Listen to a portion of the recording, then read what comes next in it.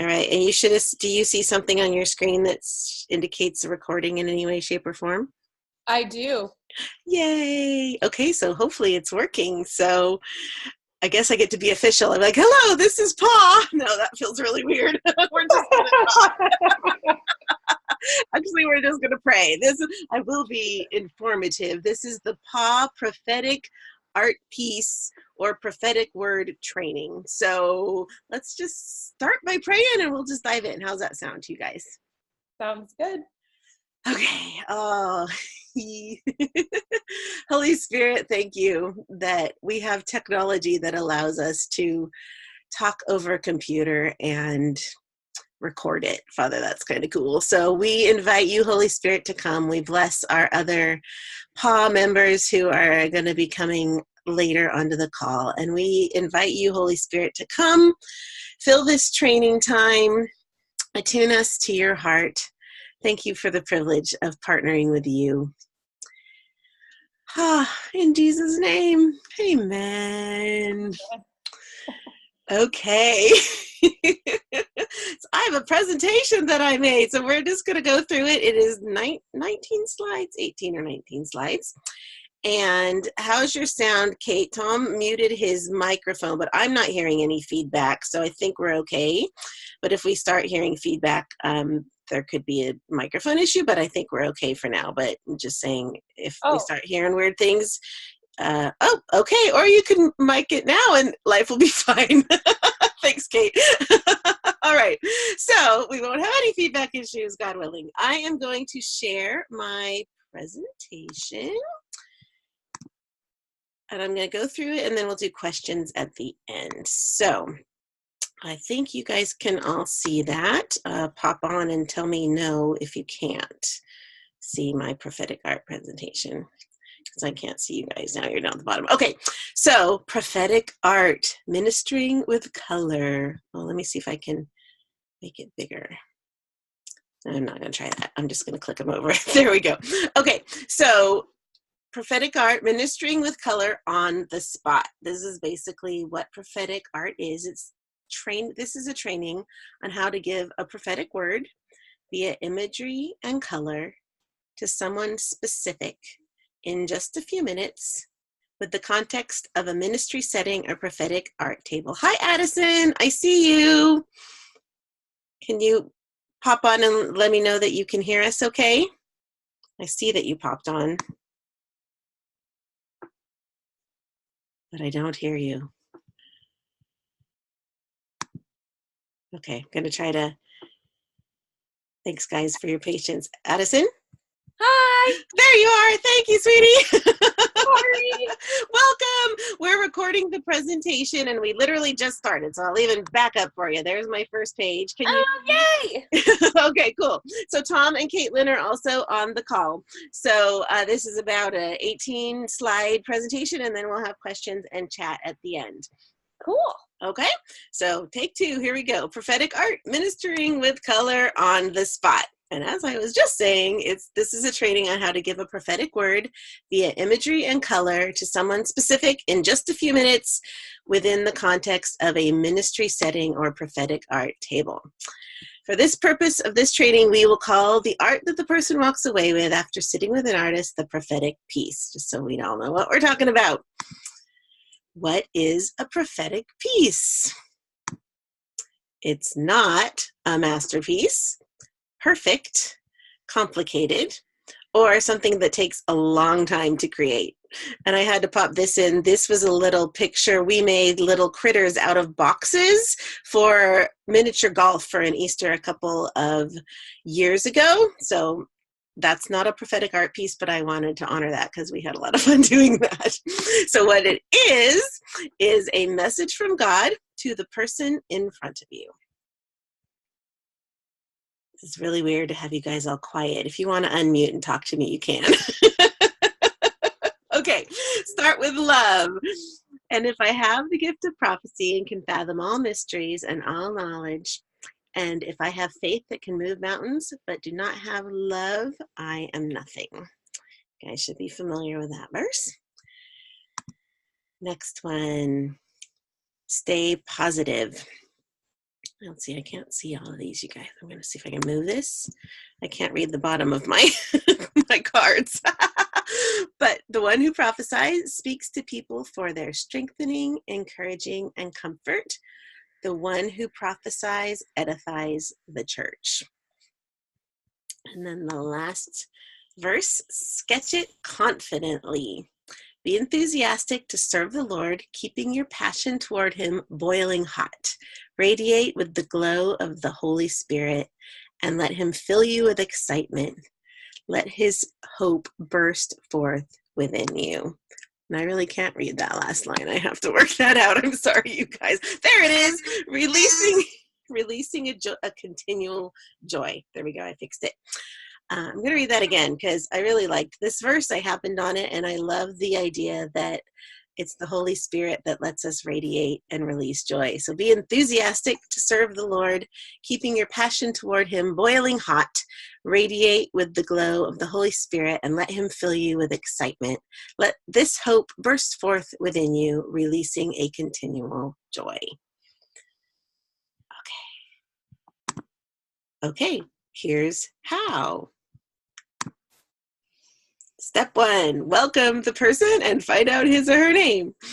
Introduce yourself and find out if he or she has ever gotten a prophetic piece or word before. These are pictures from we set up for the new members class and had 3 people per table, PAW people on one side and the new members on the other. So it's just an idea of getting to know who you're talking to, meeting them, finding out their name, remembering their name, write it down if you need to. You can write it on the paper that you're going to do the prophetic art on. That's totally fine. And then the reason we ask if they've ever gotten a prophetic piece or a prophetic word from us before is just one, if they haven't and don't know what it is, you can explain it to them. And if they have, we don't want anyone to double up on Easter. I don't think we'll have a problem with that, but one prophetic piece per person the day that we're ministering, just so that lots of people can get prophetic words. Then after that, thank you. So next, explain that you are going to listen to Holy Spirit for a moment. If people don't know what a prophetic word is, you can use that as the explanation. We're just going to listen to Holy Spirit for an image or color or emotion or word. And they're welcome to shut their eyes if they want to. You know, it's kind of a little bit awkward sometimes to be staring at them. So you're welcome to say, I'm going to shut my eyes for a minute. You're welcome to shut your eyes too, or you don't have to. Just give them freedom. And just listen to Holy Spirit and then draw what you see or what you hear. It can be super simple. God talks to me a lot through media, so sometimes I get pictures from scenes from a movie or a song lyric that pops in my head or something like that. So it's just a matter of listening and trusting the very first thing that you hear and going with it. Sometimes you'll see an image. It depends on how you hear from God. And then you just want to start drawing it. We're going to have little they're bigger than that, like 6x9 size cards. And we'll have pencils and crayons and a couple other like markers. We try to stay away from paint just because that's a little more time consuming. We might have watercolor on the table for you, but mostly, you know, the goal is to get the image down for them, not to create the Mona Lisa for them. So, and if you can talk while you're drawing, that's great. I can tend to do that. I can draw and kind of explain what I'm getting or hearing. And I'm a verbal processor, so when I start talking, more prophecy comes. So that's how I roll with that. So then after you start drawing what you see, here's some examples of what it could look like. The butterfly or the time. Yeah, pretty simple. And you so cute. Aren't those cute? You could even do some beforehand if you feel like you want to. If you're gonna minister on Easter Sunday and want to do some at home, you are totally welcome to. And when I do that, the Holy Spirit, then I'll just say, Lord, are any of my pre-done ones for any of these people? And sometimes they are, sometimes they aren't. So the words are just keep it simple. It may just be a color or a shape. Sometimes, you know, you're like, I'm really getting green, and to me that means new life. It can be that simple. Keep it short, especially if there are people in line, and then keep it focused on God. Sometimes people want to tell you their whole life story, and we get to gently and lovingly turn it back to the word. So we don't want them to pour out their woes in this setting. We can refer them to pastors if they need something like that. So let's see. So then you give him or her the drawing and you can confirm, does this make sense or does this mean anything to you? And if they say, well, no, not really, then that's when you say, oh, well, you're invited to talk to the Lord about it. And if I missed it, I'm so sorry. Feel free to dump this in the garbage can. Definitely that's their prerogative and their freedom. Sometimes you'll give a word and then the next day or the next week, Holy Spirit will bring up what you prophesied to them. And so they won't know it at the time, but totally place of humility and low. And if they're like, no, that really doesn't mean anything, you're like, I'm so sorry, I might have missed it. I apologize, and you give them the freedom to throw it in the garbage or take it home. I do like to encourage people to tune into the Lord, keep it out for a couple of days and talk to Holy Spirit about it. So that was the next point. Remind them they can talk to the Lord about it and are welcome to disregard the word if it doesn't fit. And then at the end, bless them and pray a short prayer if you feel led. So you see Susan doing that in this picture. Stay away from counseling, Klingons, and questionable content. So what I mean, what I mean by Klingons are just those people that want to be your best friend instantly. And, if you need help, we'll have Sarah and Krista, sorry, I'm like Christina, someone will be there. If you need help, you can give us the eye and we'll come over and help you. But just the goal is to give them a word from the Lord, love on them. What is questionable content, you may ask? If you've ever done any other prophetic training, they say no dates, no mates, or no babies. So don't be prophesying, you're going to have a baby next year in June or something like that. Or your husband is so-and-so and he's right over there, stay away from those things and just stick with not those things. I don't know what to stick with. You can't, whatever Holy Spirit shows you. No dates, no mates, no babies. Remember, you are partnering with Holy Spirit. He does the work through you. Start with what you get. It just may be a color or motion. Often the prophetic flows once we start talking or drawing. Take the risk. It's okay to miss it. If you don't get anything, you have permission to send them to someone else. But don't stop when you don't get anything. Try again, prophesy again, and end on a win. So you're welcome to be like, I'm not getting anything. I'm sorry, I don't know why. And you can send them to someone else, but then don't just leave. We want you to keep trying because God will talk to you. And then if it's the recipient's responsibility to take the word to the Lord. It's not yours. You won't get stoned like they did in the Old Testament if you are wrong about your prophecy. And you are not responsible for their choices with the word you gave them. They are. So 1 Corinthians 14:29 says 2 or 3 prophets should speak and the others should weigh carefully what is said. So that's the accountability. And then thank you for your willingness to prophesy through color. We really appreciate that you're willing to step out and take a risk. My last slide is any questions? So now I can stop sharing. There we go. But I lost you. Where'd you go? Come back. You're still there. I hear you. There we go. Okay, I found you. Can you see me now? Yep. Okay, thanks you guys. Was that too fast? I can talk really fast when I want to. Do you have any questions? No, I don't think it was too fast. You did a great job. Thank you for that overview. I know I've given prophetic words a lot and I'm not artistically inclined. So even how you explained it, that it could be a color or a shape or some of the different things that you mentioned, I'm like, hey, I already do that sometimes. And I can draw, a circle.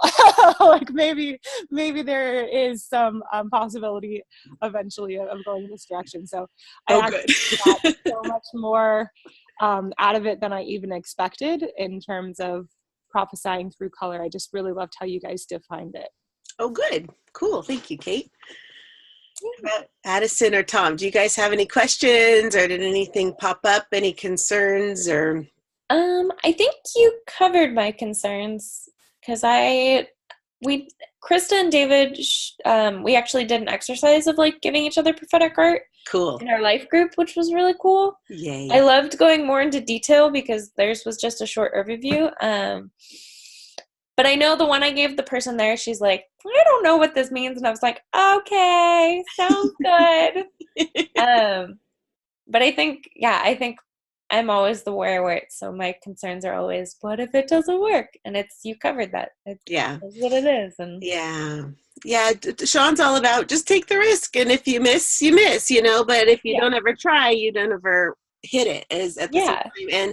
And I really believe that God rides on our voice, and that when we speak something in love that's to edify, uplift, and encourage, we're releasing that into the atmosphere and giving heaven something to ride on with it. And so, sometimes I'm like, I have to share this one because this was super weird. Like, it was a prophetic setting. It wasn't drawing, but I got the weirdest picture of an orange oversized birthday hat with like a green floof on top. And I'm inside my head wrestling with the Lord. I'm like, Lord, that's ridiculous. That has to be my imagination. I am not sharing that. And the Lord gently, lovingly is like, would you just trust me? I'm like, okay. So I end up saying, this is really weird, but I feel like I'm seeing a picture of an orange oversized birthday hat with a green floof.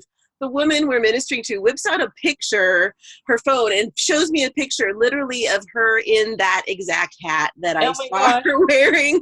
And what that did for me was go, okay, Lord, I'll take the risk, because it just showed her, if God can show her a picture, she has a picture of that thing, then she can trust that we hear God. And whatever the next thing was that the team told her, God's got her attention now, right? So I say that just to trust those. And if she's like, an orange and oversized hat means nothing to me, I would have just gone, I'm so sorry, thanks for letting me share, like something super simple.